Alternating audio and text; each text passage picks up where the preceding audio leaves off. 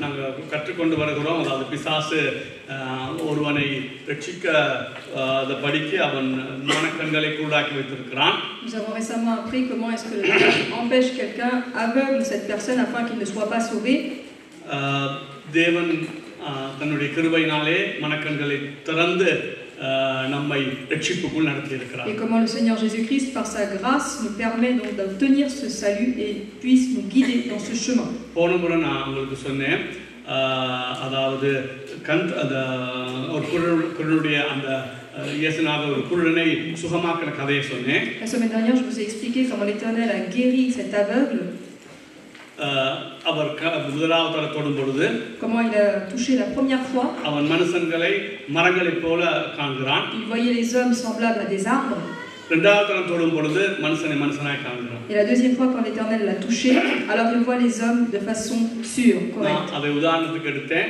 நாங்க ரட்சிக்கப்பட்ட பிறகு நம்ம சத்தியத்தை கொஞ்சம் கொஞ்சமாய் கர்த்தர் அங்கு கொஞ்சம் இங்கு கொஞ்சமாய் தொட்டு தான் என்னுடைய ஆவிக்குரிய கண்களை திறந்து சத்தியத்தை நாங்கள் அறிந்து கொள்ள வைக்கிறார். Et je vous ai donné cet exemple de la même façon comment lorsqu'une personne est sauvée, en tâtonnant petit à petit, comment est-ce qu'il ouvre ses yeux et que la vérité l'affranchit. அதை நான் மூணா பிரிக்க விரும்புகிறேன். Et je souhaiterais diviser cela en 3 parties. முதலாவது சத்தியத்தை நாங்க அதாவது அறிகிறோம். La première chose, c'est qu'au départ, nous avons la connaissance de cette vérité. அதுக்கு நான் போன சொன்னேன், முதலாவது பரிசுத்த ஆவியானவரையும் நாம வேதவசனத்தை பிரிக்க கூடாது. Parce que nous ne pouvons pas donc séparer le Saint-Esprit et la parole de la Bible. இரண்டாவது நான் சொல்றேன், சத்தியத்தை நீங்கள் அறிந்தாலும் அதை காத்துக்கொள்ளுகிறது ரொம்ப கடினமான காரியம். Et la deuxième chose, même si vous connaissez la vérité, c'est une difficulté de garder cette vérité en vous. ஒருக்கா வெளிப்பாடு பெற்றுக்கொண்டேன். Peut-être que la première fois j'ai une vision.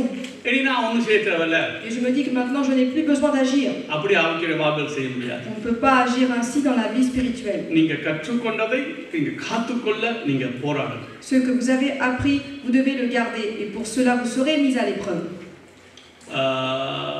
அப்புறம் பார்ப்போம், அதாவது யூதா 1:3 இப்படி சொல்லப்பட்டிருக்கிறது. Nous allons voir par la suite qu'est-ce qu'il est écrit dans Jude chapitre 1 verset 3. நான் உங்களுக்கு ஒப்புவித்த அந்த காரியத்தை குறித்து அந்த விசுவாசத்தை குறித்து பேச நான் வெளிக்கிட்டேன். ஆனாலும் அந்த விசுவாசத்தை நீங்க காத்துக்கொள்ளணும். அதுக்கு தான் இன்னைக்கு நான் உங்களுக்கு பிரசங்கம் பண்ண போறேன். Je vous ai donc parlé de cette foi, mais c'est à vous maintenant de garder cette foi, dit-il dans ce verset. அது இரண்டாவது. La மூணாவது chose et la troisième chose, இந்த பரிசுத்த ஆவியின் துணையோடு கூட நாங்கள் வேதவசனத்தை வாசித்தாலும் சில தடைகள் இருந்தால் கர்த்தர் உங்களுக்கு அந்த வெளிப்பாட்டை தர மாட்டார். Avec l'aide du Saint-Esprit, c'est à moi donc de lire la Bible afin qu'il puisse me donner la lumière afin de comprendre la parole de l'Éternel. அப்ப அந்த தடைகளை நாங்கள் நீக்கும்போது, afin de enlever tous ces obstacles pour comprendre la parole, தேவாவியானவரோடையும் வேதவசனத்தோடு நமக்கு நல்ல ஒரு ஐக்கியம் இருக்கும் பொழுது, j'ai besoin d'avoir une communion avec le Saint-Esprit et d'être uni à la parole de Dieu, c'est-à-dire la lire.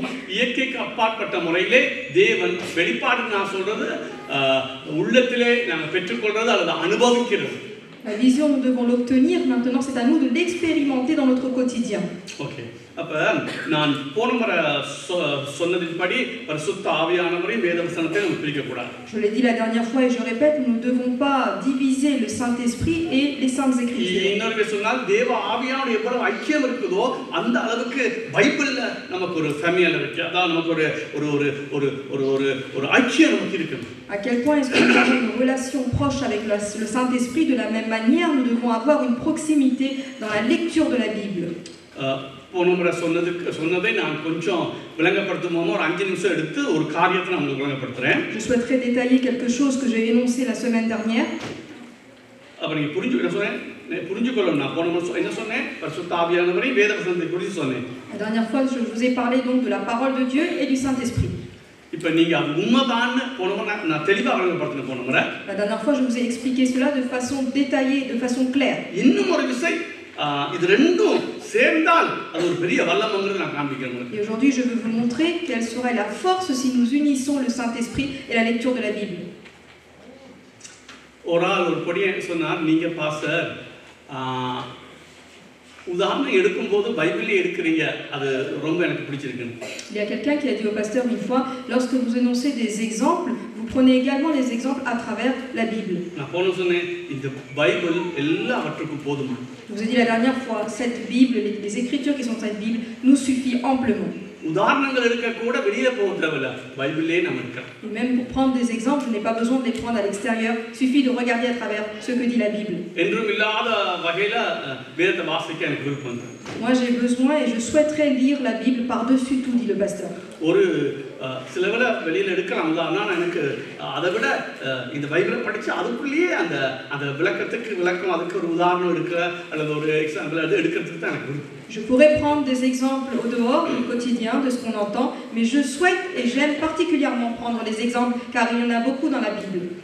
திருப்பி ஒருக்க சொல்றேன், பரிசுத்த ஆவியானவருக்கும் வேதவசனத்துக்கும் இருக்க தொடர்பு எவ்வளவு முக்கியமானது, எவ்வளவு தேவையானது என்பதை இன்றைக்கு ஒரு 5 நிமிஷம் சொல்லிட்டு நம்ம அடுத்த கட்டத்துக்கு கடந்து போவோம். Nous allons regarder donc en 5 minutes quelle est donc cette importance, quelle est cette relation qui unit la parole de Dieu, c'est-à-dire la Bible et le Saint-Esprit.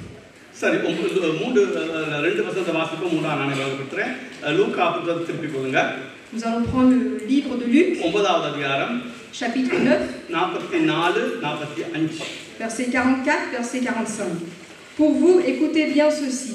Le Fils de l'homme doit être livré entre les mains des hommes.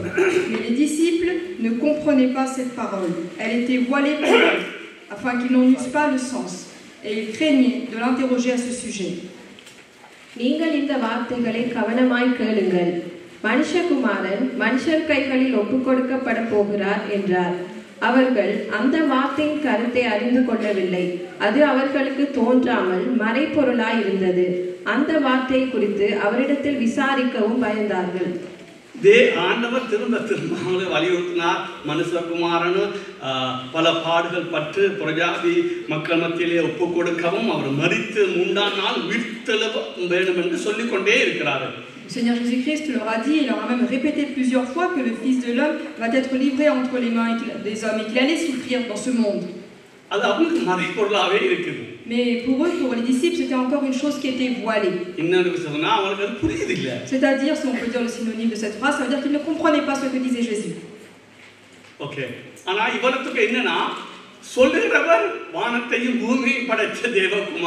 Mais la personne qui dit ces paroles, c'est le Fils de Dieu, celui qui a créé les cieux et la terre.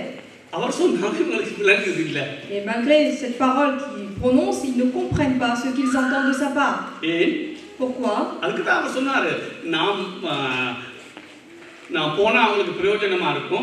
C'est pour ça qu'il a dit, je m'en vais vers le Père.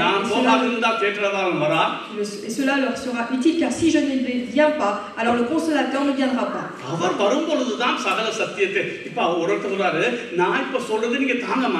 Parce qu'il dit ce que je vous dis maintenant, vous n'allez pas le supporter. C'est-à-dire que vous n'allez pas le comprendre. Vous n'allez pas avoir la connaissance de ce que je dis.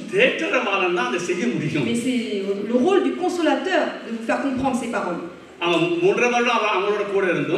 3 ans et demi, il était avec eux, Jésus. Mais ils ne comprennent pas ce que Dieu leur a dit. Mais regardez ce que je vais vous montrer en une seconde, comment le Saint-Esprit peut agir. Luc chapitre 24, versets 44 à 46. Puis il leur dit, c'est là ce que je vous disais lorsque j'étais encore avec vous, qu'il fallait que s'accomplisse tout ce qui est écrit de moi dans la loi de Moïse, dans les prophètes et dans les psaumes. Alors il leur ouvrit l'esprit, afin qu'ils comprissent les Écritures. Et il leur dit, ainsi il est écrit que le Christ souffrirait et qu'il ressusciterait des morts le 3e jour.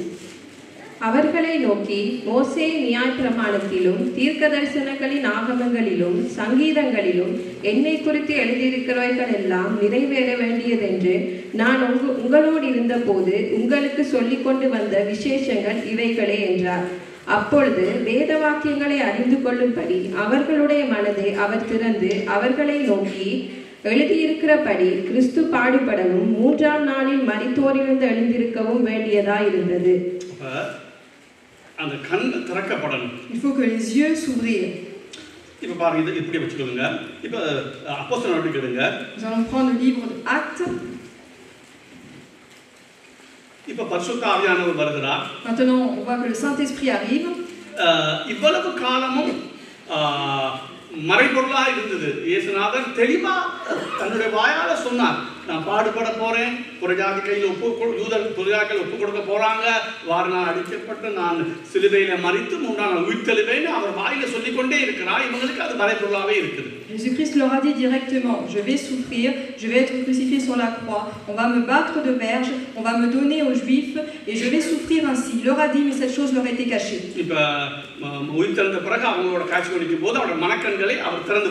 Une fois qu'il a été ressuscité, il leur parle et on voit qu'à ce moment-là, leurs yeux s'ouvrirent.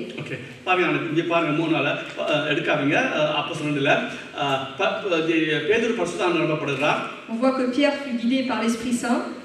அவனுடைய அதிசயம் என்னன்னா, அவனுடைய அந்த செர்மனே இயேசு மரித்தார், 3ஆம் நாள் உயிர்த்தெழுந்தார், இப்ப பரலோகத்துக்கு போயிருக்கிறார், பரிசுத்த ஆவியானவர் எங்களுக்கு அனுப்பி இருக்கிறார்னு அவன் கட் அண்ட் ரைட்டா கிளியராய் அது பைபிள்ல எழுதக்கூடிய அளவுக்கு வல்லமையோட பேசுகிறான். C'est avec puissance que Pierre est en train de prêcher en disant que Jésus mourira, il va mourir et il ressuscitera le 3e jour. அப்ப பரிசுத்த ஆவியானவர் வருமட்டும் அவனுக்கு புரியல. Et jusqu'à l'arrivée du Saint-Esprit, cette parole n'était pas compréhensible par les disciples. இன்னைக்கு நீங்க எத்தனை பேர் வேதம் வாசித்தாலும், même si aujourd'hui vous lisez la Bible, வேதம் வாசிக்க நான் நல்லா உற்சாகப்படுத்துறேன், je vous encourage à lire la Bible. ஆனா நீங்க பரிசுத்த ஆவியிலே சாராவிட்டால், si vous ne prenez pas appui sur le Saint-Esprit, மறைபொருளா தான் இருக்கும். alors tout ce que vous lirez c'est une chose cachée pour vous. நான் இப்படி சொல்லவா? Je vais le dire d'une autre manière. நீ இயேசுநாதர் மரிச்சு உயிரோடு எழும்புனதை நீ பார்க்கறதை இயேசுநாதர் மரிச்சு 3ஆம் நாள் உயிர்த்தெழுந்தார், உன் கண்களால நீங்க பார்க்கறீங்க வைங்க. Imaginons que vous voyez de vos propres yeux que Jésus-Christ est mort et ensuite il ressuscite le 3e jour. உனக்கு எல்லாம் விளங்கிருன்னு நினைக்கிறியா? Est-ce que vous pensez que vous allez comprendre mieux? நீ நான் நேரடியா காணல, இயேசுநாதர் உயிர்த்தெழுந்ததை நான் காணல. Le pasteur dit, moi je ne l'ai pas vu de mes propres yeux. ஆனா 100க்கு 150% நான் சொல்ல முடியும் இயேசுநாதர் உயிர்த்தெழுந்தது உண்மை.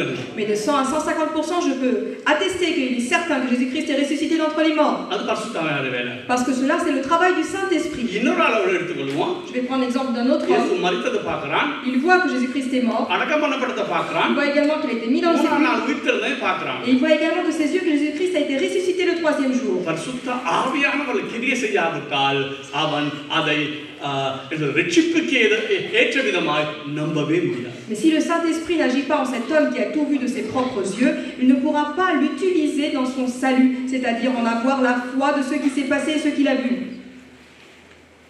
காலத்தியர் புத்தகத்தில் எழுதியிருக்குது, அவர் கேட்கிறார், யார் பவுல் கேள்வி கேட்கிறாரு, இந்த இயேசுநாதரை சிலுவையில் அறையப்பட்டவராய் பிரதட்சமாய் உனக்கு கண்ணுக்கு முன்னுக்கு காட்டுனது போல நான் உனக்கு பிரசங்கம் பண்ணினேனே. Paul dit dans le livre des Galates, mais je t'ai parlé de Jésus-Christ qui a été crucifié dans la croix, dont on lui a mis donc des clous sur les mains, qu'il a été blessé, et je t'ai prêché ainsi, dit-il aux Galates. அப்படி பிரசங்கம் பண்ணியும் அவங்க பின்மாற்றமா போறாங்க. Et malheureusement, bien qu'il ait fait cette prêche de façon détaillée, ces personnes-là sont parties loin de la vérité. என்ன சொல்ல வர்ற?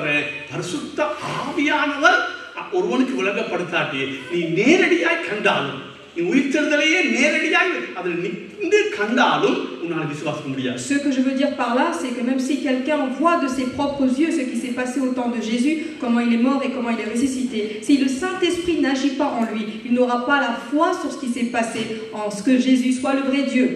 Tu ne pourras pas le croire dans ton cœur. Voyez combien la présence, l'appui, le soutien du Saint-Esprit, c'est une chose importante dans notre vie. Celui qui est tout en toutes choses aujourd'hui, c'est le Saint-Esprit seulement. Ceux qui s'appuient aujourd'hui sur le Saint-Esprit, ils auront des visions, ils auront la connaissance.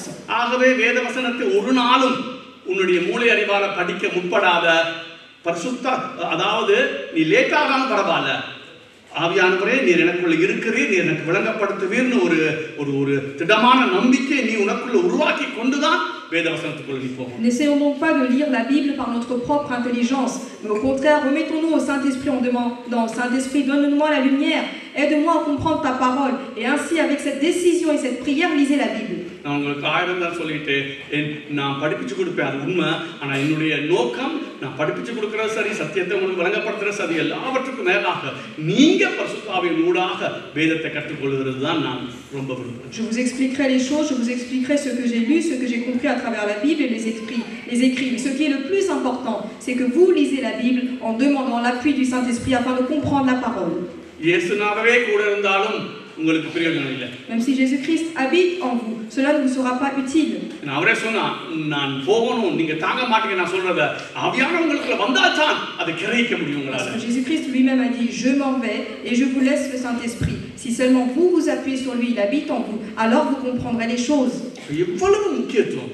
Regardez à quel point cette parole est importante. தேவகுமாரனே வழங்கப்படுத்த முடியாத ஆவியானவரை வழங்கப்படுத்தணும். Ce que le Fils de Dieu a dit et que les gens ont entendu et n'ont pas compris, c'est au travail du Saint-Esprit de nous expliquer, de donner la connaissance, la lumière sur ces paroles.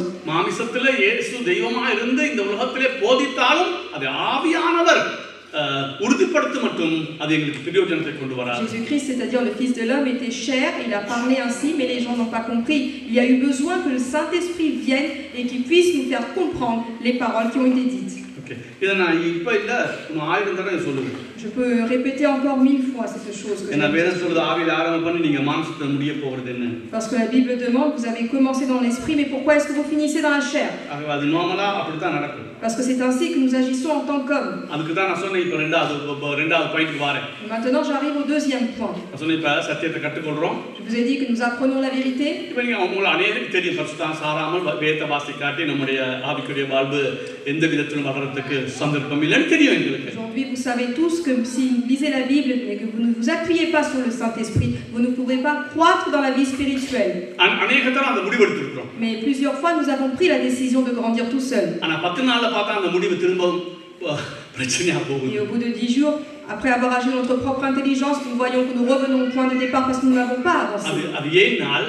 Pourquoi ainsi? நாங்க ஒருக்கா வெளிப்படுத்தணும்னு நம்ம நினைக்கிறோம், இனி சரி இனி வாக்க போறா இப்படி தான் இருக்க போகுது. Une fois que Dieu nous a révélé les choses, nous pensons que maintenant nous sommes bien, que nous allons bien agir. அப்படி இல்ல. Mais ce n'est pas ainsi. தொடர்ச்சியா நீ அதை காத்துக்கொள்ளணும். Il faut de façon continuelle que je puisse garder la présence du Saint-Esprit. காத்துக்கொள்ளணும். C'est à moi de garder le Saint-Esprit. Okay, இப்போ ஒரு வசனத்தை வாசிப்போம். Nous allons lire un autre verset. 2 தீமோத்தேயுவின் புத்தகம் 2 Timothée 1:14.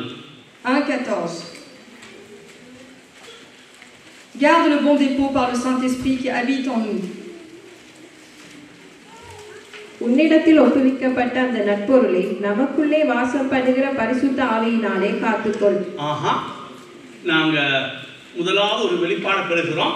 Première fois, nous obtenons cette révélation. பரிசுத்தாவியை சார்ந்து வேதத்தை வாசிக்கிறோம், வெளிப்பாடுகளை பெற்றுக்கொள்கிறோம். Nous appuyons sur le Saint-Esprit, il est avec nous, il nous révèle la parole. ஆனா அதை காத்துக்கொள்ளணும். Et maintenant, c'est important de le garder. அதை காத்துக்கொள்ளக்கூடியவர் யாரு?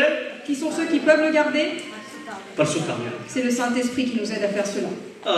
இது ஒரு வாட்ச்மேன் சொல்லும் பொழுது, Watchman Nee dit ainsi.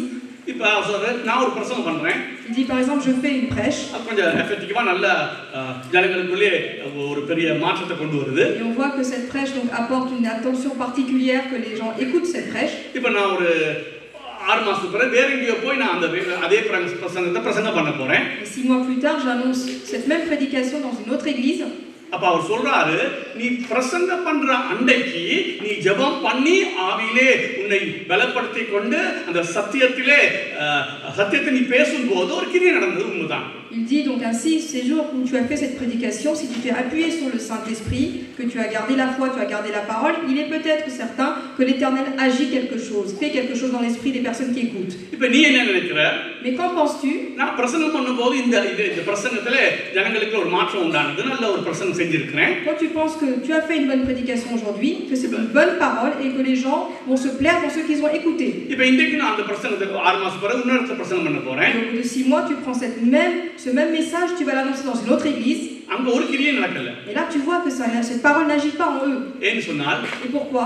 நீ அன்றைக்கு ஜெபம் பண்ணி நீ ஆவியில நிரம்பின பொழுது அந்த சத்தியத்தை கர்த்தர் உனக்குள்ளே வெளிப்பாடா தந்தார். Parce que lorsque tu as préparé la parole de Dieu la première fois, tu étais rempli d'esprit, tu étais dans la prière et donc Dieu t'a aidé et a révélé dans les gens quand tu as parlé. இது நாளடைவில் Et au bout de quelques temps, ஆவியில பலமா நிக்காது, மூளையில அறிவுல பலமா நிக்கும் அது. ce n'était plus dans l'esprit où tu étais ferme, tu étais resté debout, mais tu étais resté dans ton intelligence. அப்ப நீ திருப்பி பிரசங்கம் பண்ணும்போது Alors quand tu repars pour annoncer ce message, நீ ஒரு நாள் ரெண்டு நாள் ஒரு கிழமையை எடுத்து tu dois reprendre encore 1 ou 2 jours ou même une semaine. ஜெபம் பண்ணி Tu dois prier. அதை மீண்டும் உன் ஆவிக்குள்ள கொண்டு வரணும். Et c'est à toi encore de remettre cette chaleur dans ton esprit. இன்னொரு விதத்துல சொன்னா நீ இடக்கிட அதை உன் ஆவிக்குள்ள கொண்டு வர பழகணும். Donc de temps en temps, c'est à toi de reprendre cette parole dans ton cœur afin qu'elle rentre dans ton esprit. இன்னொரு உதாரணம் சொல்றேன். Je vous donne un autre exemple.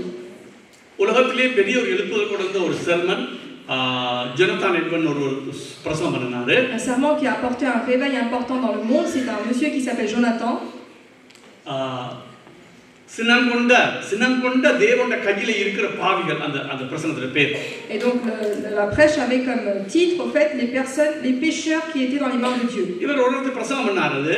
Et donc il a annoncé ce serment quelque part. பெரிசோன் நடக்கல. Il n'y avait pas vraiment d'action. அதே பிரசங்கத்தை இன்னொருத்தர் பிரசங்கம் பண்றாரு. Il a également prêché dans un autre lieu. இரவு முழுவதும் ஜெபம் பண்ணாரு. Et toute la nuit par contre précédent, il a prié.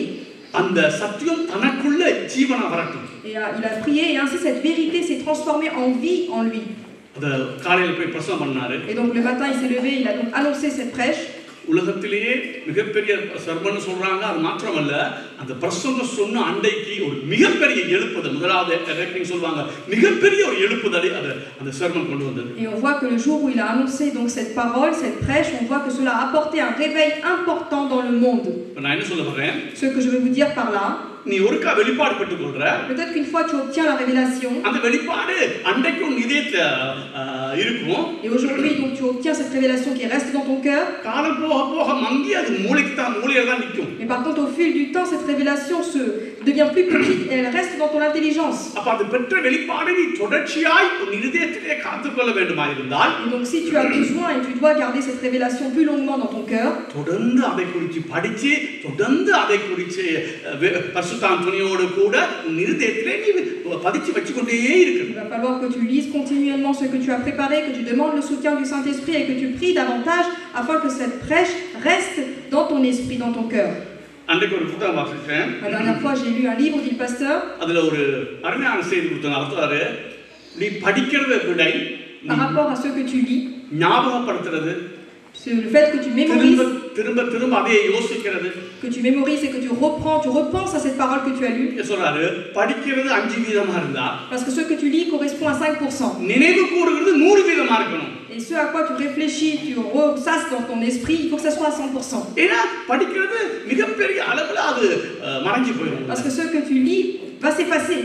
100% அது உண்மை. et 100% ce qu'on a lu, ce qui est dit, c'est vrai. நான் அடிக்க சொல்லிருக்கேன், நான் வேதத்தை வாசிக்க எனக்கு ரொம்ப விருப்பம். Le pasteur dit et répète, il aime beaucoup lire la Bible. இந்த நாட்களிலே முந்தி நான் செஞ்சிருக்க கஷ்டப்பட சொன்னேன், நான் சொல்றதெல்லாம் லேசான காரியம் இல்ல. Ce que je dis ne sont pas des paroles qui sont simples. இன்னைக்கு நான் உதாரணத்துக்கு நான் ஒரு ஒரு ஒரு ஒரு 5 அதிகாரம் 10 அதிகாரம் வாசிக்கிறத வைங்க. Par exemple, admettons aujourd'hui que je lis 5 à 10 chapitres de la Bible. அது பெரிய காரியம் இல்ல. Ce n'est pas une grande chose.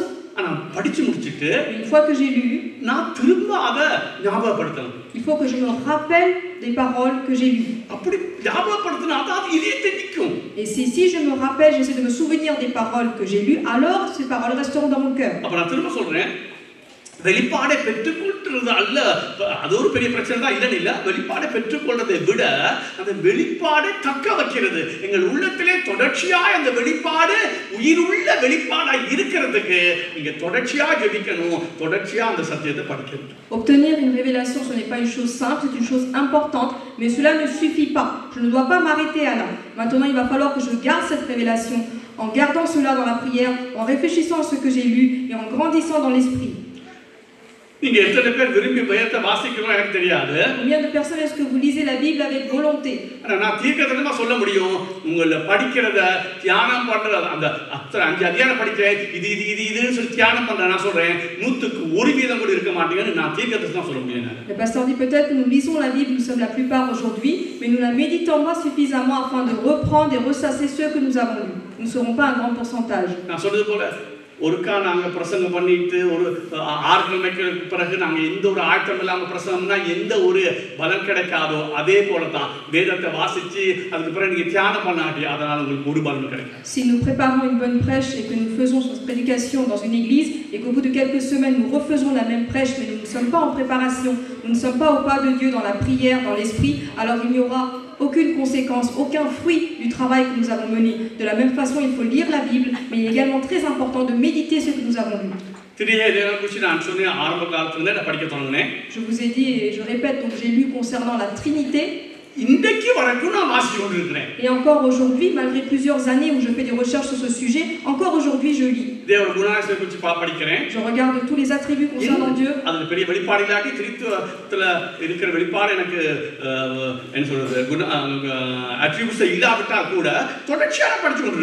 Et même si je n'ai pas une révélation particulière, je recherche et je relis encore et encore les attributs concernant Dieu. Vous pouvez regarder sur mon bureau, vous devez voir au moins 5 livres. Parce que les livres que j'ai déjà lus, je mets donc des annotations sur tous les passages importants. Et je garde ces livres sur mon bureau. Et le matin quand je me lève, ou alors que je ne peux pas prier, je prends ce livre et je relis ces paroles que j'ai déjà lues. Parce que je regarde que concerne la gloire de Dieu. Et ensuite, je relaisse ce livre et alors je me reprends dans la prière. Et donc, il faut faire ces choses-là de façon continuelle. Il y a certains livres dans ma vie que j'ai lus 8 à 10 fois. Parce que si je veux garder la révélation qui m'a été donnée, alors je dois lire, reprendre les livres.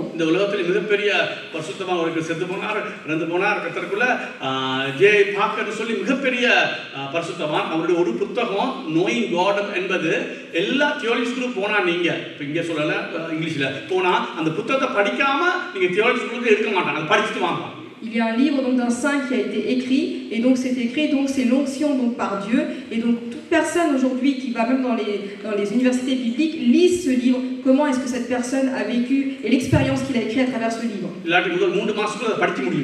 Ou alors il faut lire ce livre dans les 3 mois qui viennent. Voilà ce qu'il dit dans ce livre. Donc, par rapport au livre qui s'appelle donc sur le pèlerinage, il dit qu'il a déjà lu 1 fois au moins dans l'année.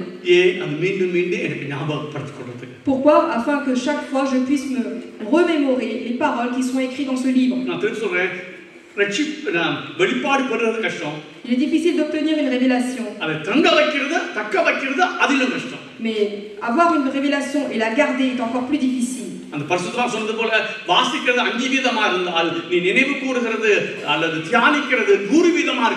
Ce que je lis, peut-être que j'en garde que 5% dans mon intellect, mais il faut que je ressasse, il va falloir que je réfléchisse tout ce que j'ai lu, et cela va m'apporter 100% de ce que j'ai lu. Parce que par rapport à ce que je lis, il est très important le temps que j'accorde à la méditation de la lecture. Et bien se ressasser, recommémorer tout ce que j'ai lu. Mais aujourd'hui dans l'église, on a l'impression que la situation est inversée. Peut-être que je lis davantage la Bible. Mais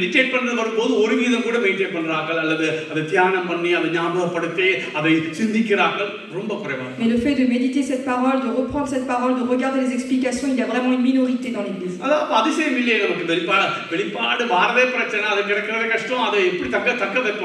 n'y a pas de secret si nous n'avons pas de révélation, comment est-ce que nous pourrons la garder? On ne doit pas prendre cette chose à la légère. Par rapport à lire la Bible, il faut donner de l'importance à méditer ce que nous avons lu.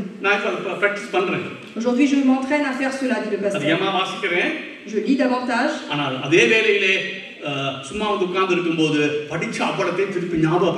Mais lorsque je suis assis, lorsque je suis au calme, j'essaie de me rappeler ce que je viens de lire.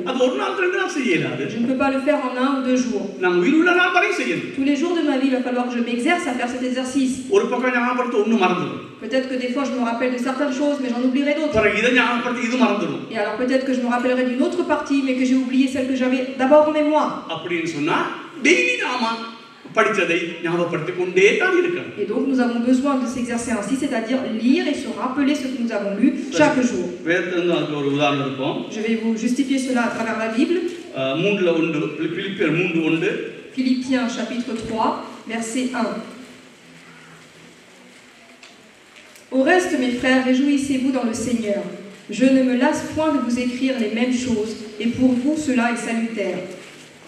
மேலும் என் சகோதரரே, கர்த்தருக்குள் சந்தோஷப்படுங்கள். எழுதினவைகளை எழுதுவது எனக்கு வருத்தமல்ல, அது உங்களுக்கு நலமாயிருக்கும். Okay, இப்ப அடுத்து 2 பேதுரு 2 Pierre முதலாவது அதிகாரம் chapitre 1 12 தொடக்கம் 15 மட்டும். versets 12 à 15. இதை நீங்க வீட்டுல போய் நல்லா தியானம் பண்ணுங்க. Voilà pourquoi je prendrai soin de vous rappeler ces choses, bien que vous les sachiez et que vous soyez affermis dans la vérité présente. Et je regarde comme un devoir, aussi longtemps que je suis dans cette tente, de vous tenir en éveil par des avertissements, car je sais que je la quitterai subitement, ainsi que notre Seigneur Jésus-Christ me l'a fait connaître. Mais j'aurai soin qu'après mon départ, vous puissiez toujours vous souvenir de ces choses. இது நிமித்தம் இவைகளை நீங்கள் அறிந்தும் ஒவ்வொரு வசனத்தையும் நிப்பாட்டி வாசிங்க முதல் வாசிங்க. இது நிமித்தம் இவைகளை நீங்கள் அறிந்தும் அப்ப ஏற்கனவே உங்களுக்கு தெரியும். ஓகே, நீங்கள் இப்பொழுது அறிந்திருக்கிற சத்தியத்தில் உறுதிப்பட்டிருந்தும் இப்ப வெளிப்பாடு பட்டு இருக்கிறீங்க, அதுல உறுதிப்பட்டும் இருக்கிறீங்க. உங்களுக்கு இவைகளை எப்பொழுதும் நினைப்பூட்ட நான் அசதியாயிருக்கிறேன். அப்படி இருந்தாலும் தொடர்ச்சியாய் நினைப்பூட்ட நான் அசதியாய் இருக்கிறேன். சொல்லுங்க. நம்முடைய கர்த்தராகிய Donc, afin que vous soyez affermis dans les choses que vous saviez, car vous connaissez cette parole de Dieu, que dit donc Paul? Il dit, je vous rappelle ces choses encore une fois. நம்முடைய கர்த்தராகிய இயேசு கிறிஸ்து எனக்கு அறிவித்தபடி நான் என் கூடாரத்தை விட்டு போவது சீக்கிரத்தில் நேரிடும் என்று அறிந்து நான் சாக போறேன் எனக்கு தெரியும். இந்த கூடாரத்தில் நான் இருக்கும் அளவும் உங்களை நினைப்பூட்டி எழுப்பி விடுவது நியாயம் என்று எண்ணுகிறேன். மேலும் நான் சென்று போன பின்பு இவைகளை நீங்கள் எப்பொழுதும் நினைத்துக் கொள்ள ஏதுவுண்டாயிருக்கும்படி பிரயத்தனம் பண்ணுவேன். யோசிச்சு பாருங்க, இந்த 5 வசனத்தை நீங்க யோசிச்சா தெரியும். அதாவது நீங்க சத்தியத்தை அறிஞ்சிருக்கிறீங்க, சத்தியத்தை படிச்சிருக்கிறீங்க. En lisant ces versets, vous allez voir que vous avez lu la Bible, vous connaissez. சத்தியத்திலே பலப்பட்டு இருக்கிறீங்க. Vous êtes fortifiés dans la vérité. ஆனா நான் நினைப்பூட்டுறதுல விட மாட்டேன். Mais je n'abandonnerai pas le fait de vous rappeler ces choses. சொல்றாரு, நான் செத்த பிறகு நீங்க இதை நினைக்கிற அளவுக்கு உங்களுக்கு நினைப்பூட்டுவேன். Et il dit même après mon départ, je vous annonce ces choses afin que vous vous en souvenez de ces choses. Est-ce que vous comprenez? இந்த வசனத்தை எல்லாம் வாசிங்க. 2 பேதுரு. Nous allons lire ce verset ensemble, 2 Pierre. 12 எல்லாம் சேர்ந்து வாசிப்போமா? À partir du 12. இதன் நிமித்தம் இவைகளை நீங்கள் அறிந்தும் நீங்கள் இப்பொழுது அறிந்திருக்கிற சத்தியத்திலே உறுதிப்பட்டிருந்தும் உங்களை இவைகளை எப்பொழுதும் நினைப்பூட்ட நான் அசதியாய் பாஸ்டரா இருக்கனா அசதியா இருக்க மாட்டேன். Donc si je suis un pasteur, je ne manquerai pas d'avertir, dit-il. திரும்ப சத்தியத்தை சிலர் சொல்வாங்க, என்ன பிரதர் திருப்பி சத்தியத்தை பேசுறீங்க, இதே சத்தியத்தை பேசுறீங்க. Peut-être certains disent, mais pourquoi est-ce que vous annoncez toujours sur le même sujet, sur le même thème? நாங்க ஒவ்வொருவரும் முதல் சத்தியத்தை பெற்றுக்கொள்றது கஷ்டம், அதை நாங்க என்ன சொல்றது தக்க வைக்கிறது கஷ்டம். Recevoir la vérité c'est une chose difficile et la garder aussi c'est encore difficile. ஆகவே அப்ப நாங்க என்ன செய்யணும்? வேதத்தை திரும்ப வாசிக்கணும். Donc que devons-nous faire? Nous devons lire et relire la Bible. இப்போ சத்தியத்தை சொல்லுவோம், இயேசுநாதர் யெகோவா தேவன்ங்கிற சத்தியத்தை எடுத்துக்கொள்வோம். Admettons la vérité, Dieu donc est Jéhovah Dieu. அடிக்கடி நாங்க அதை படிக்கணும் புத்தகத்தை வச்சு. Donc il faut relire davantage concernant ce thème. அது திரியேக தேவனை குறித்து. Alors concernant par exemple la Trinité. அல்லது இனி வருகிற உலகத்தினுடைய மகிமையை குறித்து. Ou alors concernant la gloire du monde à venir. அது பரிசுத்தாவின் முக்கியத்துவத்தை குறித்து. L'importance du Saint-Esprit. பரிசுத்தாவுடைய ஆழ்த்தத்துவத்தை குறித்து. Concernant le Saint-Esprit. பரிசுத்தாவுடைய தெய்வத்தன்மை, அவர் யெகோவா தேவன்ங்கிற தன்மையை குறித்து. Qu'il est Jéhovah Dieu ou bien toutes ses formes. சபையை குறித்த சத்தியத்தை குறித்து. Concernant la vérité concernant l'église. வேதத்தின் மகிமையை புரிஞ்சுக்கொள்கிற சத்தியத்தை குறித்து. De comprendre les vérités concernant la gloire de Dieu à travers la Bible. திரும்ப வாசிக்கொண்டே இருக்கணும். C'est à moi de relire la Bible afin de comprendre ces thématiques. நீ சாகு மட்டும் உன் சத்தியத்தை புடுங்கிறதுக்கு பிசாசு முயற்சி பண்ணிக்கொண்டே இருப்பான். Parce que jusqu'au jour où je vais quitter ce monde, le diable va essayer afin de me voler la vérité qui est dans mon cœur. அவனை நீ அந்த சத்தியத்தை நீ தக்க வைக்க வேணும்னா Et donc si tu dois garder la parole que tu as reçue ஆவியான துணை கொண்டு avec le soutien du Saint-Esprit, வேதத்தின் ஊடாகவாவது அல்லது புத்தகங்கள் ஊடாகவாவது நீ தொடர்ச்சியாய் நீ படிச்சு அதை மெடிடேட் பண்ணிக்கொண்டே இருக்க. à travers la lecture de la Bible, à travers donc les livres, il va falloir que tu lises et que tu recommences de lire afin de garder ces paroles en les méditant.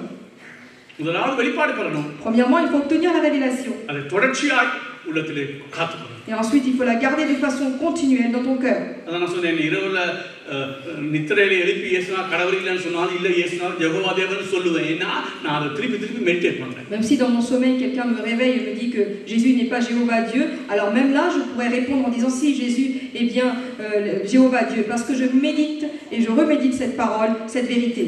அல்லது இரவுல என்னை எழுப்பி கிரியையினால் தான் ரட்சிக்கப்படுவ நீ ஏதாவது பாவனா நான் சொன்னோம் இல்லை அது நான் எனக்கு மூளையிலேயே யோசிக்க தேவையில்லை இதயத்திலிருந்து வரும் இல்லை இயேசுநாதர் எனக்கு நீதியா இருக்கிறாரு நான் செத்த பருவம் தான். Bien, si on me réveille en pleine nuit et qu'on me dit que ce sont par les actions que je peux être sauvé, alors je sais également que cela est faux, car je sais que la vérité de Dieu, Dieu m'a sauvé et je sais comment est-ce qu'il a fait cela. இப்படி நான் விளங்கி இருந்தாலும் Et même si je connais toutes ces choses தொடர்ச்சியா அதை பற்றி படிக்காட்டி et que je n'abandonne les écrits, que je ne lise pas தொடர்ச்சியா அதை les குறித்து நான் meditate பண்ணாட்டி si je ne lis pas les choses et que je ne médite pas ces paroles, அது சூரியனை கண்ட பனியை போல இல்லாம போயிடும். c'est comme donc la neige qui fond quand il y a du soleil. அதுக்கு தான் நான் சொல்றேன் எந்த ஒரு பாஸ்டர் வந்தாலும் நான் இவ்வளவு காசு கொடுத்து புத்தகத்தை வாங்குறதுக்கு ஓகே எந்த புத்தகம் தொடர்றதுக்கு நான் பொதுவாக வர மாட்டேன். Donc même s'il y a un pasteur qui vient ou même si on me propose de nouveaux livres, je suis prêt à donner l'argent pour acheter. Mais les livres qui sont précieux concernant ces thèmes, je les garde pour les lire et les méditer à nouveau. அதை நான் எழுதி பார்த்தா கிட்டத்தட்ட எல்லாம் படிச்சு எல்லாம் பாடமாக்குற மாதிரி தான் இருக்கும். Même si je reprends ces livres que j'ai déjà lus, j'ai l'impression que j'ai déjà lu, que je connais même par cœur certains passages. ஆனால் எனக்கு தெரியாது கொஞ்ச நாள் என்னை விட்டு மறந்து போயிடும். Mais je sais qu'au bout d'un certain temps, ces paroles, je vais les oublier. ஆகவே அந்த புத்தகம் கொடுக்க மாட்டேன். Et donc je ne pourrai pas donner ces livres qui me sont chers. நான் திரும்ப அதை வாசிப்பேன். Mais au contraire, je les lirai à nouveau. கர்த்தருடைய நினைப்பூட்டும் போது எனக்கு ஒரு 10-15 புத்தகமாக இருக்கணும் அந்த சப்ஜெக்டை குறித்து. Quand le Saint-Esprit de Dieu vient et me rappelle ces choses, il faut au moins que j'ai 10 à 15 livres concernant ces sujets afin de les reprendre. விளையாட்டு இல்லை. Et donc ce n'est pas du jeu. படுத்திருந்து நரகத்துக்கு போகலாம். Parce que je peux être couché et ne rien faire, mais finir en enfer. பரலோகத்துக்கு போகணும்னா நாம விழிச்சிருந்து தான் போக முடியும். Et pour aller au paradis, il va falloir que je sois éveillé. படிக்கிறது ஒரு நாள் நிப்பாட்டக்கூடாது. Et il ne faut pas s'arrêter de lire. தேவனோட பரிசுத்த சாரம் ஒரு நாள் நிப்பாட்டக்கூடாது. Il ne faut pas arrêter non plus d'avoir besoin et de rester sur le soutien du Saint-Esprit. எனக்கு சிலாக்கு அதிசயமா இருக்கும். ஒருக்கா பைபிள் படிச்சிட்டு இல்ல நான் படிச்சிட்டேன் நீ கொண்டு போ கொடுக்குறாங்க நான் பார்த்துருக்கேன். J'ai déjà vu certaines personnes qui ont lu des livres et qui disent je l'ai déjà lu, vous pouvez le prendre, j'en ai plus besoin. Et cela m'étonne, dit le pasteur. நான் 28 வருஷத்துக்கு முன்னுக்கு வாங்கின புத்தகத்தை கூட இன்னைக்கு நீ கேட்ட தர மாட்டேன். Parce que même les livres que j'ai achetés il y a 28 années, si vous me les demandez, je ne suis pas prêt à vous les donner. சீரியஸா சொல்றேன். Et je le dis de façon sérieuse. நீ வேணா படிச்சிட்டாங்கிறதுக்கு அது வேற. Je peux peut-être les prêter si vous avez besoin de les lire. எனக்கு அது தொடர்ச்சியாய் படிச்சுக்கணும். Je ne suis pas prêt de m'en séparer parce que j'ai besoin தொடர்ச்சியா நான் எனக்கு நினைப்பூட்டி கொண்டிருக்கணும். de les relire à nouveau afin de m'en rappeler ce que disent ces écrits. அப்பதான் இன்றைக்கு கொடுக்கிற செய்தி எவ்வளவு பலமா இருக்குதோ அதே செய்தியை கொண்டு போய் 6 மாசத்துக்கு பிறகு கொடுத்தாலும் பலமா இருக்கும். ஏன்னா நான் தொடர்ச்சியா இதை மெடிடேட் பண்றேன். Parce que je sais qu'à ce moment-là, la prêche que je fais aujourd'hui en ayant l'appui du Saint-Esprit, en reméditant les paroles d'après ces écrits, au bout de 6 mois, si je refais la même prêche, j'aurai besoin de ces livres parce que j'aurai besoin de me recueillir dans ces livres, de relire la parole afin d'être soutenu par le Saint-Esprit, mais également méditer sa parole. Bible school la போறது நான் திரும்ப சொல்றேன் எதிரானது இல்ல. Je ne suis pas quelqu'un qui va contre dans les écoles, dans les églises qui vont apprendre donc sur la Bible. Bible school la போய் text புத்தகம் படிக்கிற மாதிரி படிச்சி நீ கர்த்தருக்கு ஒண்ணும் செய்ய முடியாது. Mais si nous allons dans ces universités bibliques pour apprendre, pour lire comme un texte, nous ne pouvons pas être un instrument utile. அது உனக்கு என்னது ஒரு நல்ல அறிவை கொடுக்கும். Peut-être que cela t'apportera une connaissance. நீ வேதத்தை வாசிச்சு புத்தகங்களை நீ வாசிக்கணும். Mais c'est à toi de lire la Bible et également lire les livres spirituels. ஆவிக்குரிய தரமான புத்தகங்களை வாசிக்கணும். C'est à nous de voir quels sont les livres spirituels qui ont une haute importance et de les lire. வேற சொல்ல போற அறிந்திருந்தும் நீங்க சத்தியிலே உறுதிப்பட்டிருந்தும் அதை நான் நினைப்பூட்ட மறக்க மாட்டேன். செத்த பிறகும் நீங்க நினைப்பூட்டுற அளவுக்கு நான் படிச்சு கொடுத்தா போதும். C'est pourquoi nous venons de lire le verset qui dit je vous rappelle ces choses bien que vous les sachiez et que vous soyez afin que vous soyez affermis et jusqu'à ma mort afin que vous vous rappelez de ces paroles, dit l'apôtre Pierre. கவனிங்க நான் இந்த லைப்ரரியில ஒவ்வொரு section ஒவ்வொரு சத்தியத்துக்கும் ஒரு 10-20 புத்தகம் வச்சிருக்கேன். Dans ma librairie, dans ma bibliothèque, dit le pasteur, j'ai au moins une vingtaine de livres concernant chaque thématique. சில பேருக்கு 50 புத்தகம் வச்சிருக்கேன். Et parfois même 50 livres sur une même thématique. எனக்கு நான் லூசா? Pourquoi est-ce que vous pensez que je fais ainsi? அப்படிதான் நினைக்கிறீங்க, அது தெரியும். Peut-être que certains pensent ainsi. Okay, நான் கவனிங்க. எப்படின்னா ஏன்னா வேறு வேறு ஒரே விஷயம் தான் வேறு வேறு கோணங்களில் படிக்கும்போது இன்னும் அதிகமாக நமக்குள்ள அந்த சத்தியம் பலப்படும். Pourquoi 20 livres ou 50 livres sur une même thématique? C'est la même thématique, mais c'est dit d'un angle différent. Alors je vais le comprendre de différentes manières. இப்போ பியூரிட்டன்ஸ் புத்தகம் வச்சிருக்கிறேன். Concernant les puritains, j'ai certains livres. சரியான கஷ்டம் படிக்கிறது. C'est très compliqué de comprendre ces écrits. ஆனா இன்றைக்கு சில ஆட்கள் ஜெரிபிரிச்சு போன்ற புது அவரும் 90 வயசு வந்துருச்சு. ஆனால் அவர் இறந்துட்டார் தெரியாது. ஆனால் அவர் என்ன இந்த பியூரிட்டன்ஸ் புத்தகம் எல்லாம் வாசிச்சுட்டு சின்ன பிள்ளைக்கு ஜூஸ் புரிஞ்சு கொடுக்குற மாதிரி எழுதி வச்சிருக்கிறார். Il y a un auteur qui s'appelle Jerry Bridge, il a lu tous ces livres concernant qui ont été écrits sur les puritains et il a écrit ce livre d'une façon très simple, de façon à ce que même un petit enfant puisse comprendre ce qu'il a dit. Donc je lis les écrits qui sont compliqués. Et je lis également le livre de Jerry Bridge.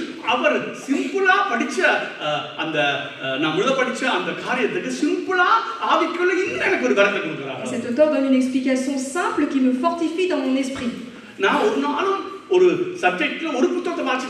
Je ne suis pas une personne qui prend juste un livre sur un sujet et qui m'en contente en disant que je vais le comprendre. Mais je vais lire une variété de livres sur le même sujet, de différents auteurs. Lorsqu'on mange, on mange de façon diverse, variée. Mais concernant la lecture des livres, nous ne faisons pas ainsi. On se dit, il suffit de lire un livre. Est-ce que vous êtes capable de manger avec une seule viande? Vous allez demander de faire plusieurs choses à manger. Mais lorsque toi tu veux lire, alors tu t'arrêtes à lire un seul livre. On ne pourra pas grandir dans la vérité, dans la parole en faisant ainsi.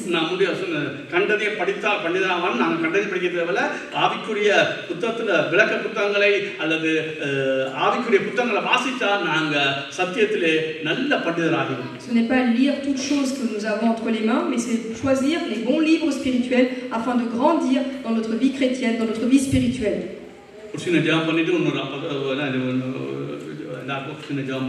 Nous allons faire une prière. Le Saint-Esprit est parmi nous. நான் உங்களுக்கு சத்தியத்தை படிப்பிச்சு கொடுக்கிறதை விட நீங்க பைபிளூடாக ஆவியானவராக அநேக புத்தகங்களை வாசிக்கிற ஒரு கூட்டமா மாத்திரணும். Par rapport à ce que je vous enseigne, il va falloir que vous lisez la Bible, vous lisez les écrits spirituels en vous appuyant sur le Saint-Esprit.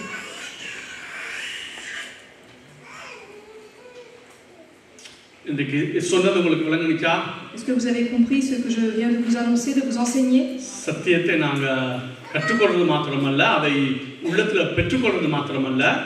Apprendre la parole de Dieu, la recevoir dans notre cœur. Mais pas seulement, il va falloir s'en rappeler de façon continuelle.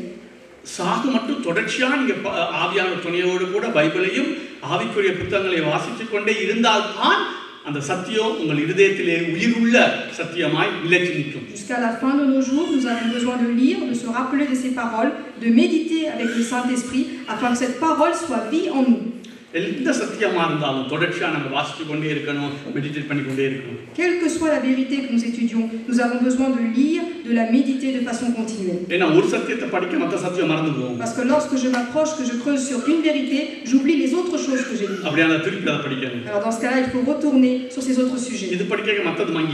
Quand je me penche sur un autre sujet, alors j'oublie d'autres sujets que j'ai déjà lus. Et donc c'est à moi de revenir sur ces anciennes thématiques.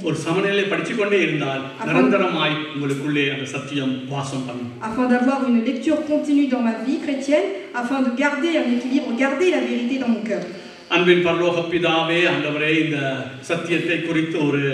விருப்பம் எங்களுக்குள் வரத்தக்கதாக ஆண்டவரே சத்தியத்தை கற்றுக்கொள்ள வேண்டும், அதை நாங்கள் உள் மனதிலே பெற்றுக்கொள்ள வேண்டும். பெற்றுக்கொண்டு அந்த சத்தியத்தை ஆண்டவரே தொடர்ச்சியாய் நாங்கள் காத்துக்கொள்ள ஆவியான துணியோடு வேதத்தையும் ஆண்டவரே புத்தகங்களையும் படித்து வாசிக்கிறதை விட மெடிடேட் பண்ணுறது அதிகமாக இருக்க, வாசிக்கிறதை விட அதை நினைவு கூறுகிறது அதிகமாக இருக்க, ஜெபத்திலே போகும் கூட அந்த ஜெபத்திலே கூட அந்த துதியிலே கூட இந்த சத்தியங்களை நாங்கள் ஆண்டவரை எங்களுக்குள்ளே நினைவுபடுத்தி கர்த்தரோடு பேசத்தக்கதாக எங்களுக்கு நீங்க கிருபை பாராட்டு.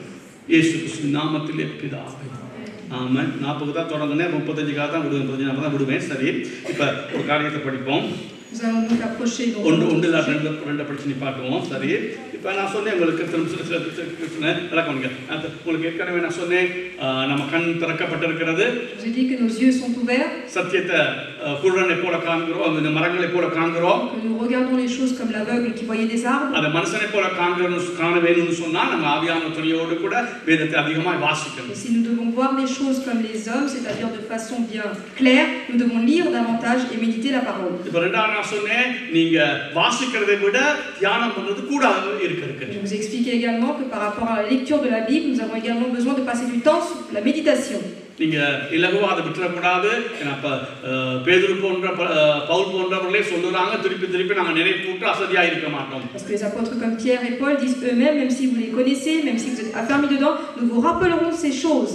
சத்தியத்தை நமக்குள்ள இருக்கணும்னு சொன்னா நம்ம தொடர்ச்சியாய் பரிசுத்த துணை கொண்டு வேதத்தை வாசிக்க, புத்தகங்களை வாசிக்க, மெடிடேட் பண்ண, தொடர்ச்சியாய் வாசிக்கிறதை விட அதிகமாய் மெடிடேட் பண்ண தேவன் நமக்கு கிருபை செய்வார். Et donc afin que ces choses soient rappelées en nous, nous avons besoin de lire, nous avons besoin de méditer ces choses, toujours avec l'appui du Saint-Esprit. Okay, இப்போ நான் என்ன சொல்ல வர போறேன்னா, இப்போ ஒரு சிலர் நாம வேதத்தை வாசிக்கிறோம், ஆவியான துணை கொண்டு நாங்கள் வேதத்தை வாசிக்கிறோம்னு வச்சுக்கொள்வோம். Certains d'entre nous aujourd'hui, nous lisons la Bible et admettons même que nous la lisons avec le soutien du Saint-Esprit. ஆனால் அப்படி இருந்து சிலர் மத்தியில அதிகமாக அந்த சத்தியம் நிற்காது. Mais malgré cela, malgré ces efforts, la vérité ne réside pas dans un plus grand nombre d'entre nous. நீங்க பரிசுத்த துணையோடு கூட வேதத்தை வாசித்தா கூட அந்த வெளிப்பாடுகள் சில வேளை இதயத்துக்கு வராது. Même si je lis la Bible avec le soutien du Saint-Esprit, cette révélation n'est pas gardée ou ne va pas droit dans mon cœur. சில தடைகள் இருந்தால் அந்த வெளிப்பாட்டை கர்த்தர் உன் இதயத்துக்குள்ள கொண்டு வர விட மாட்டார். Et donc s'il y a des obstacles qui empêchent cela, cette révélation Dieu ne laissera pas pour qu'elle atteigne ton cœur. சில காரியங்களை பார்ப்போம். Nous allons voir à travers la parole. அதுக்கு முதலாவது நமக்கு ஒரு தாகம் இருக்கணும். La première chose que nous devons avoir, c'est la soif. சத்தியத்தை அறிய வேண்டும் என்ற ஒரு பெரிய தாகம். La soif de connaître la vérité. அந்த தாகம் இல்லாவிட்டால் தேவன் ஒரு நாள் உன்னை திருப்திப்படுத்த முடியாது. Parce que si nous n'avons pas cette soif, l'Éternel ne pourra pas nous remplir. நீ பரிசுத்த துணை கொண்டு வேதவசனத்தை வாசித்து அதை நீ பெருமைக்கு எனக்கெல்லாம் தெரியும், எனக்கு திருச்சொல்லை பற்றி தெரியும், எனக்கு ஆண்டவர் யெகோவா தேவன் தெரியும்னு நீ உன்னையே புகழ்கிறதுக்காக நீ படித்தால் அந்த ஒரு நாளும் சத்தியத்தை உன் இருதயத்துக்குள்ள கொண்டு வர விட மாட்டார். உன் வாழ்க்கை அனுபவத்தை அது கிரியை செய்யாது. Si je lis la parole de Dieu, même si j'ai le soutien du Saint-Esprit, que j'ai une révélation, que je comprends les choses, mais que cela, je garde cela comme une fierté pour moi-même, en pensant et en disant que j'ai la connaissance de la parole de Dieu, cela ne sera pas une expérience dans ma vie et je ne grandirai pas dans ma vie spirituelle. உன் உள்ளத்தை உள்ளிந்திரியங்களை ஆராய்ந்து பார்க்கிற தேவன் நீ ஏன் இந்த சத்தியத்தை கற்றுக்கொள்ள விரும்புகிறாய், அதை கற்றுக்கொண்டு தேவ மகிமைக்காக ஜனங்களுடைய நன்மைக்காக நீ சத்தியத்தில் நடக்கணுங்கிற ஒரு உண்மைக்காக நீ அதை கேட்கறியான்னு அவருக்கு தெரியும். L'Éternel Dieu connaît les cœurs, il connaît toutes les pensées puisqu'il nous songe. Il sait également pourquoi est-ce que je lis cette parole, pourquoi est-ce que je médite. Est-ce que cela c'est pour la gloire de Dieu? Est-ce que cela c'est pour rendre utile pour les personnes qui sont autour de moi, de les aider ou de discuter, de partager cette parole? Il sait ce qu'il y a dans mes pensées. ஒரு மான் தண்ணித்தாக வந்தா அது எப்படி அந்த நீரோடைய வாஞ்சிக்குதோ அது போல நீ சத்தியத்துக்கு உண்மையா வாஞ்சிக்கிறாய். De la même façon qu'une biche est assoiffée et va auprès de la rivière pour pouvoir boire de l'eau et pour pouvoir assouvir sa soif, de la même façon aujourd'hui, est-ce que je cherche la parole de Dieu, que je veux la comprendre de la manière, est-ce que je suis assoiffé de cette manière-là? இப்போ ஒருவனுக்கு தாகம் வரும்பொழுது அவனுக்கு சாப்பாடு கொடுத்தா அவனுக்கு அது பிரயோஜனமா? Si quelqu'un a très soif aujourd'hui et que je lui donne à manger, est-ce que cela va être utile? இல்ல. Non. அவன் தாகம் தான், தண்ணி தான் தேவை. Parce qu'il a soif, donc il a besoin de boire. அதுபோல உனக்கு அப்படி ஒரு தாகம் இருக்குதா? De la même façon, est-ce qu'aujourd'hui vous êtes assoiffés? சத்தியத்தை அறியணுங்கிற தாகம் இருக்குதா? La soif de connaître la vérité. நான் சொல்றேன் சத்தியத்தை அறியணும் வெறி இருக்குது நமக்கு. Et moi je dis c'est une folie d'avoir donc ce besoin, cette soif de comprendre la parole de Dieu. நான் சொன்னேன் attributes of God கொடுத்து நான் அறியணுங்கிற ஒரு பெரிய வெறி அடிக்கிறேன். Aujourd'hui, le pasteur dit, j'ai une folie, j'ai une grande envie de comprendre, de connaître les attributs propres à Dieu. J'ai également cette grande volonté de comprendre la Trinité concernant Dieu. கடவுள் அல்ல, அவர் யெகோவா தேவன். பழைய ஏற்பாட்டில் வந்த அந்த யெகோவா தேவன் இயேசுதான் கண்டுபிடிக்கிறதுக்கு நான் வெறியா இருந்தேன், தாகமா இருந்தேன், கர்த்தர் திருப்தி ஆக்கினார். Et donc Jésus, donc étant donné que c'est lui-même qui est Jéhovah Dieu, donc qui est indiqué dans l'Ancien Testament, pour le comprendre, j'avais soif. J'ai demandé à Dieu, et Dieu m'a donné cette révélation que j'ai obtenue grâce aux livres, grâce aux écrits, grâce à la Bible. இன்றைக்கு ஆண்டவர் சத்தியத்தை அநேகருக்கு வெளிப்படுத்தாததன் காரணம் தாகம் இல்ல. சரி கிடைச்சா கிடைக்கட்டும், போனா போகட்டும். Aujourd'hui, pourquoi est-ce que Dieu ne donne pas autant de révélations aujourd'hui à nous chrétiens? Parce que nous n'avons pas cette soif. Nous nous disons, si je l'obtiens, s'il m'explique, Dieu, je prends. S'il ne me donne pas, tant pis, j'avance. Et pour tous ceux qui pensent ainsi, Dieu ne révélera pas sa vérité. Donc c'est à nous de réfléchir sur ce sujet.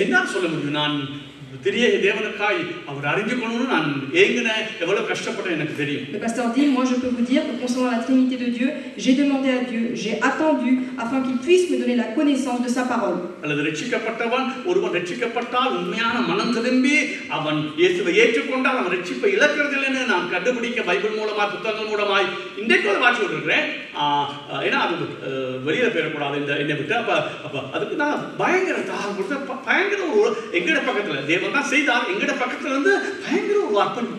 Bien, le pasteur dit concernant le salut, concernant la repentance, concernant le fait que celui qui est sauvé ne pourra pas perdre ce salut, j'ai demandé au Seigneur afin qu'il puisse m'expliquer sur ce thème, qu'il puisse m'expliquer ce que disent les écrits, les livres, et je remédite, je relis ces livres aujourd'hui. À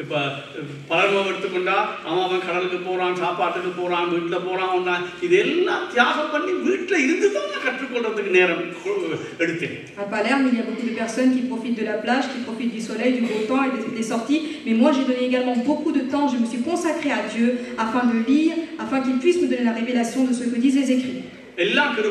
Tout est la grâce du Seigneur. Mais de mon côté, je dois me sacrifier. Je dois donner du temps au Seigneur pour qu'il puisse m'expliquer cela. Si je dis je ne donnerai pas de temps pour lire la Bible, je ne lirai pas des livres qui sont précieux. Mais tout ce dont j'ai besoin dans ce monde, j'irai parce que j'en ai besoin.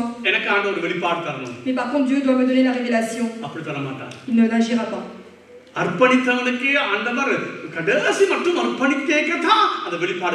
Celui qui se consacre à Dieu, c'est au dernier moment, lorsqu'il se consacre totalement, que Dieu lui donne la révélation. Parce que ta volonté est différente de ta soif. Tout le monde a la volonté de comprendre la vérité. Mais c'est celui qui a soif qui ira vers la source. Donc aujourd'hui, est-ce que tu as cette soif? Nous allons lire la Bible. Ésaïe 44, verset 3. Car je répandrai des eaux sur le sol altéré et des ruisseaux sur la terre desséchée. Je répandrai mon esprit sur ta race et ma bénédiction sur tes rejetons. தாகமுள்ளவன் மேல் தண்ணீரையும் வறண்ட நிலத்தின் மேல் ஆறுகளையும் ஊற்றுவேன். எனக்கு சத்தியத்தை அறியாம செத்து போவேன் ஆண்டவரே. அப்படிப்பட்ட நிலைமைக்கு நீ வரும்பொழுதுதான் சத்தியத்தை உனக்கு தெளிவாய் விளங்கப்படுத்தும். Il faut que tu puisses te soumettre à Dieu, tu puisses dire Seigneur, remplis-moi de ton eau, remplis-moi de ta source de vie, Seigneur. Donne-moi la connaissance. Regardez comment une terre desséchée attend l'eau. De la même manière. Comme la biche attend donc d'être assouvie de sa soif, comment est-ce qu'elle attend? De la même façon, est-ce qu'aujourd'hui ma soif est semblable? Le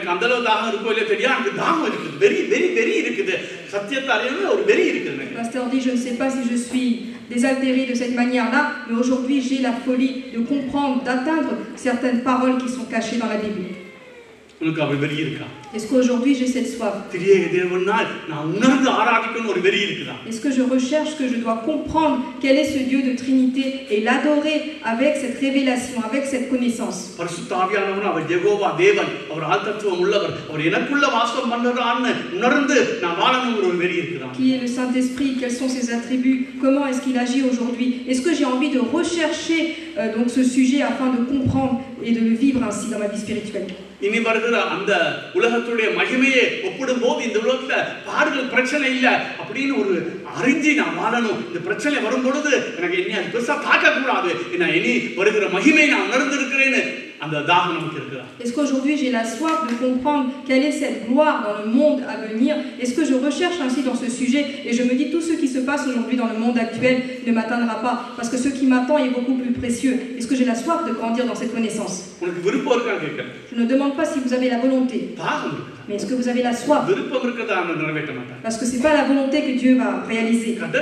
மான் வந்து நீரோட வாஞ்சித்து கதறுது அதான் அந்த கதறுது. இது எனக்கு வேணும், இந்த தண்ணி தான் வேணும், எனக்கு சாப்பாடு வேணாம், எனக்கு உலகம் வேணாம், எனக்கு அங்க வக்கான்ஸ் வேணாம், வக்கான்ஸ் போவேனா சொல்லல, அந்த அளவுக்கு வக்கான்ஸை விட்டு கூட நான் இந்த சத்தியத்தை அறிய நான் வாஞ்சிக்கிறேன். La biche donc qui est désaltérée, qui attend un ruisseau d'eau, qui attend d'être donc assouvie de sa soif, donc on voit qu'elle pleure, elle est en larmes puisqu'elle est en attente. Et de cette manière-là, est-ce qu'aujourd'hui je me dis ce n'est pas le monde, ce ne sont pas les richesses, ce ne sont pas les biens, ce ne sont pas le temps dont j'ai besoin ou le loisir qui est plus important. Est-ce que je cherche en priorité, je mets la première place et j'ai la soif de cette vérité? எங்களுக்கு உலகமெல்லாம் அனுபவிக்கணும் சைடுல இந்த Aujourd'hui, nous sommes semblables à des personnes qui veulent expérimenter tout ce qu'il y a dans le monde, et d'une partie seulement, je veux regarder ce que dit la vérité. Donc il est correct de prendre ce qui est bien dans ce monde, mais de manière nécessaire. Mais beaucoup d'entre nous, c'est plus que nécessaire que nous voulons profiter de ce monde. Et donc pour ces personnes-là, Dieu ne donnera pas la révélation. Et même si vous allez à l'université biblique, il ne donnera pas. Ok. Nous allons lire encore deux versets. Nous allons prendre le livre d'Apocalypse 22, 17. Et l'esprit et l'épouse disent, viens, et que celui qui entend dise, viens, et que celui qui a soif vienne, que celui qui veut prenne de l'eau, de la vie, gratuitement. ஆவியும் மனவாட்டியும் வா என்கிறார்கள், கேட்கிறவனும் வா என்பானாக. தாகமாய் இருக்கிறவன் வரக்கடவன், விருப்பமுள்ளவன் ஜீவ தண்ணீரை இலவசமாய் வாங்கிக் கொள்ள கடவன். தாகமாய் இருக்கிறவன் வரக்கடவன், தாகமா இருந்தா மட்டும்தான் வாங்குறாரு. Que celui qui a soif vienne, et c'est à celui-là qu'on lui donne de l'eau. அப்படி தாகம் நல்ல கவனிங்க சொல்றேன், தாகமா இருந்தால் நல்ல கவனிங்க, கொஞ்சம் விளங்கி கொள்ளுங்க. தாகமா இருந்தால் தண்ணி குடிச்சு தான் ஆகணும். எத்தனை பேர் ஆகணும் சொல்றீங்க? விசர்கம் தாகத்துக்கு இருக்கும்போது சாப்பாடு கொண்டு வர்றேன், கேக்கை கொண்டு வர்றேன், ஐஸ்கிரீம் கொண்டு வர்றேன்னா இல்ல, எனக்கு தண்ணியை கொண்டு ஆகும். Celui qui a soif, il est certain qu'il doit boire, il veut boire, il ne veut pas manger à ce moment-là. இலவசமான தாரை. Dieu dit, je lui donne gratuitement l'eau de vie. அவர் தரது இலவசம். நம்ம நான் சொன்னேன், தேவன் எப்பயும் தரது எல்லாமே இலவசம். ஆனா நமக்குள்ள ஒரு உப்பு கொடுத்துருக்கணும். Tout ce que Dieu nous donne aujourd'hui, c'est de façon gratuite. Mais c'est à moi d'avoir cette consécration, de m'offrir à Dieu. 21, 6. Apocalypse 21, verset 6. Et il me dit, c'est fait, je suis l'alpha et l'oméga, le commencement et la fin. À celui qui a soif, je donnerai de la source de l'eau, de la vie gratuitement. அன்றியும் அவர் என்னை நோக்கி, ஆயிற்று, நான் அல்பாவும் ஒமேகாவும் ஆதியும் அந்தமுமாய் இருக்கிறேன். தாகமாய் இருக்கிறவனுக்கு நான் ஜீவ தண்ணீர் ஊற்றில் இலவசமாய் கொடுப்பேன். சத்தியத்தை பத்தி பேசல, சத்தியத்தை எடுக்கலாம். அப்ப ரெண்டு இடத்துலயும் தாகமா நான் இருக்கிறோம். Dans ces deux versets, d'après ce qui est indiqué, est-ce qu'aujourd'hui moi aussi j'ai cette soif? D'après la biche, au fait, on voit dans un verset qui dit comme il a soif, il a besoin de... À celui qui a soif, même si tu lui donnes autre chose, il ne se pourra pas être contenté. சத்தியத்தை குறித்து தாகமா இருக்கிற என்ன போல ஆட்களுக்கு எதை நீ கொடுத்தோம், எவ்வளவு காசு கொடுத்தோம், எவ்வளவு வகாசு கொண்டு போயும் திருப்தியாக முடியாதுங்களே. Pour celui qui est assoiffé aujourd'hui, qui cherche Dieu de façon assoiffée, même si tu lui donnes des vacances, même si tu lui donnes de l'argent, il ne pourra pas être heureux puis rassasié en lui. நாம் எங்களுக்கு திருப்தியாக்கணும்னா அந்த சத்தியத்தை எங்களுக்கு ஆண்டவர் தந்தாத்தான் திருப்தி உண்டாகும். Si je veux une plénitude en moi, pour celui qui est assoiffé, celui-là a besoin d'obtenir la révélation. Il a besoin de cette source de vie qui peut être donnée par Dieu seulement. லூக்கா 1:53 இதோட முடிப்போம். லூக்கா 1:53 வாசிப்போம் இருக்கா? Luc chapitre 1, verset 53.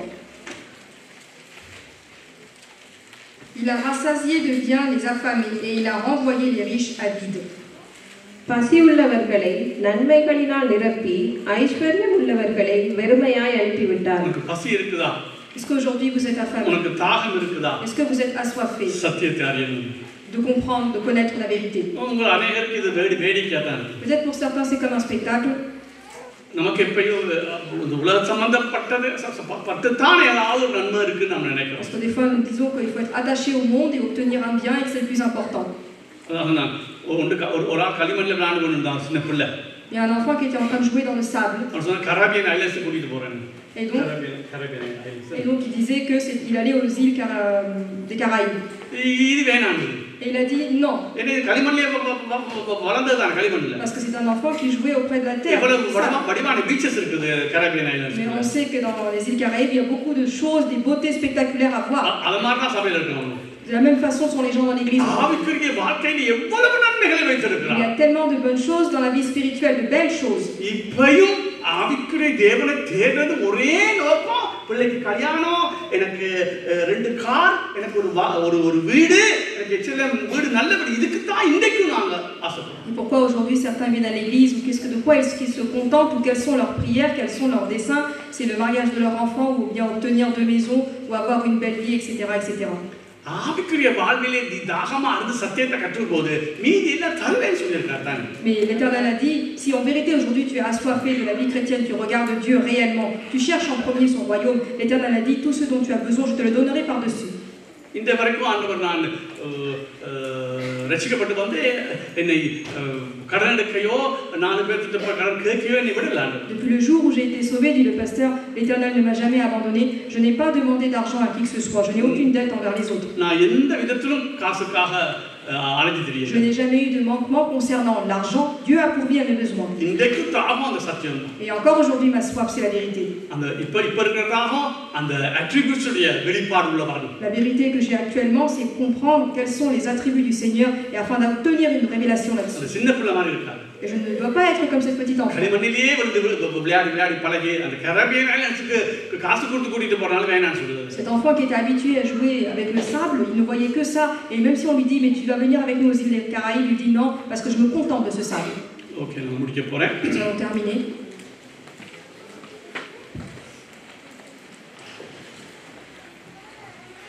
ஒரு சிலருக்கு இன்றைக்காவது விளங்கி இருக்கும் நான் ஏன் திருப்பி காரியங்களை பிரசங்கம் பண்ணி கொண்டிருக்கேன். Certains peut-être ont compris pourquoi est-ce que je ne cesse de répéter ces paroles. நீ எத்தனை தடவை சொன்னாலும் நான் இந்த புல்பிட் வந்து சொல்ல வேண்டிய சொல்லி கொடுத்தா இருப்பேன். Même si vous n'êtes pas content, je répéterai et je dirai ce que Dieu me dit de dire.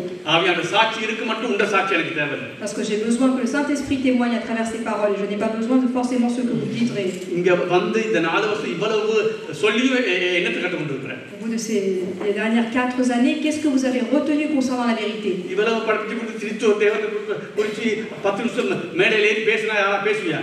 Est-ce que si je demande à quelqu'un aujourd'hui de parler pendant 10 minutes sur la Trinité, vous serez capable de m'expliquer? செய்ய மாட்டோம். Vous ne le ferez pas. ஏன் நான் சொல்றேன்னா நீங்க தொடர்ச்சியா கேட்கணும், தொடர்ச்சியா படிக்கணும். Pourquoi je dis que vous ne le ferez pas? Parce qu'il faut lire continuellement, il faut méditer continuellement sur ce thème. திரும்ப அது கேட்டு கொண்டிருக்கணும். C'est à nous de répéter donc tous ces écrits, tout ce qu'on entend. திருப்பி சொல்லி முடிக்கிறேன். 5 நிமிஷம் படிச்சா அப்புறம் 100 நிமிஷம் மெடிடேட் பண்ணணும். Si pendant 5% nous avons lu quelque chose, nous avons besoin de 100% de temps pour méditer sur ce que nous avons lu. அல்லது அந்த படிச்சது இந்த புகை இப்ப தோன்றி மறையிறது போல உனக்குள்ள எந்த பிரயோஜனம் இல்லாம போயிடும். Et ainsi, si je fais que 5% de lecture, que je ne médite pas, ce sera comme de la fumée. Cela va disparaître. ஜெபம் பண்ணுவோம். Nous allons prier.